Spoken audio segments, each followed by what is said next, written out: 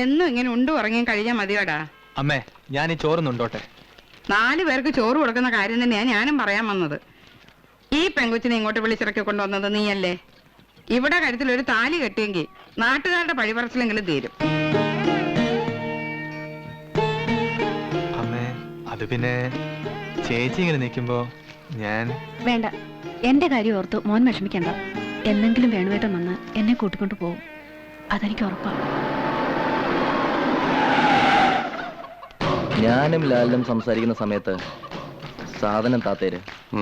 പോലീസുകാരെ കൊണ്ട് അധികം അന്വേഷിപ്പിക്കണ്ട, കാണുന്നിടത്ത് തന്നെ വെച്ചേര്. ഇത് നീ പിടിച്ചോ, കുറച്ച് നമുക്ക് ഇരിക്കട്ടെ. എന്താ മജീദേ, നിന്നെ ഈ വഴിക്കേണ്ടിട്ട് കുറെ കാലം ആയല്ലോ. ഇവനിപ്പോ വലിയ മുതലാളിയായി പോയില്ലേ? അല്ല, എല്ലാരും ഏതാണ്ട് വലിയ ചർച്ചയിലായിരുന്നു തോന്നുന്നു. ഞങ്ങൾ ഇവന്റെ കല്യാണക്കാര്യം പറഞ്ഞോണ്ടിരിക്കുവായിരുന്നു. അത് ഞാനും ഒരിക്കൽ ഇവനോട് പറഞ്ഞതാ. അന്നവനെ തൊട്ടും ഇഷ്ടായില്ല.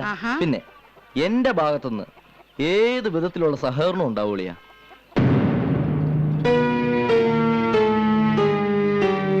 നിങ്ങളെ കൂട്ടുകാർ വല്ലതും മിണ്ടി പറഞ്ഞിരിക്കേ.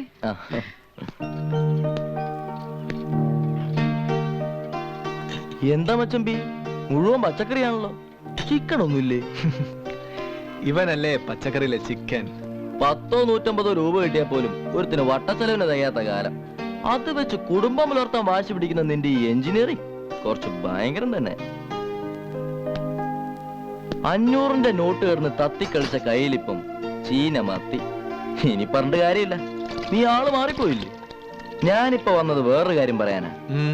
നീ എന്നെ ഇട്ടേച്ചു പോയ കാര്യം എല്ലാവരും അറിഞ്ഞു. നമ്മൾ ഒരുമിച്ച് നടക്കുമ്പോഴുള്ള ബലം നീ ഒറ്റയ്ക്ക് നടക്കുമ്പോ കാണത്തില്ല എന്ന് ശത്രുക്കളോടാരും പറഞ്ഞു കൊടുക്കേണ്ട കാര്യമില്ലല്ലോ. പിന്നെ നോട്ടെരട്ടിപ്പിന്റെ പാർട്ടികള്, രാഷ്ട്രീയ കൊലപാതകത്തിന്റെ ആളുകള്, അങ്ങനെ പണ്ട് ചെയ്തു കൂട്ടിയതെല്ലാം പിന്നെയും തലപൊക്കാൻ കാലമായെന്നാ തോന്നുന്നു. വേലി ചാടുന്ന പശുവിന് കോലുകൊണ്ടാ മരണമെന്ന് ഞങ്ങളുടെ നാട്ടിൽ പറയും. നീ അങ്ങനെ ആവരുത്. ഒറ്റയ്ക്ക് നടക്കുമ്പം ഒന്ന് സൂക്ഷിച്ചോ. എങ്ങനുണ്ടളിയ ജീവിതമൊക്കെ? പെൺകൊച്ചിനെ പണികളൊക്കെ പഠിപ്പിച്ച? അല്ല, ഈ വീട്ടു ജോലികളൊക്കെ? വേണ്ട വേണ്ട, നിനക്കെന്നെ അറിയാലോ. സോറി അളിയ.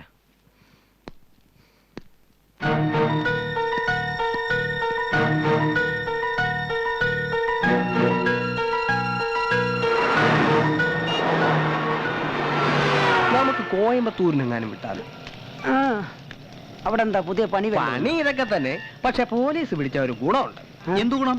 അവിടുത്തെ ജയിലിലെ ഫുഡിനൊക്കെ നല്ല ടേസ്റ്റ് ആണെന്നാ ഒറ്റക്കെണ്ണ മുരുകൻ പറഞ്ഞു. നമുക്കൊന്ന് ടെസ്റ്റ് ചെയ്താലോ?